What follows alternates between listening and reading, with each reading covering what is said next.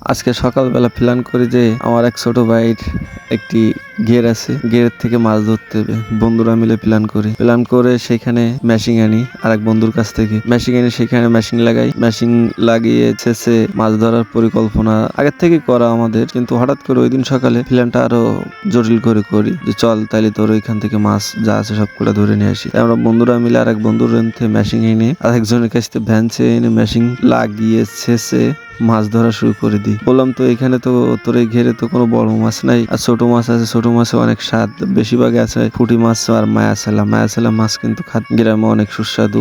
শহরে এগুলো হয়তো অনেক দাম, তার জন্য লোকজনে কিনে খাইতে পারে না। আর মাছ ধরা পুলকটাই অন্যরকম, যে হয়তো পুলকে কোনো বড় ছোট ভেদাভেদ থাকে না, যে সবাই মাছ ধরতে ইচ্ছা করে। সেটা যদি জামা প্যান্ট পরা থাকে তাও নেমে মাছ ধরার জন্য ইচ্ছা করে। রাস্তার পাশ দিয়ে সাইড দিয়ে অনেক লোকজন দাঁড়িয়েছিল মাছ দেখার জন্য।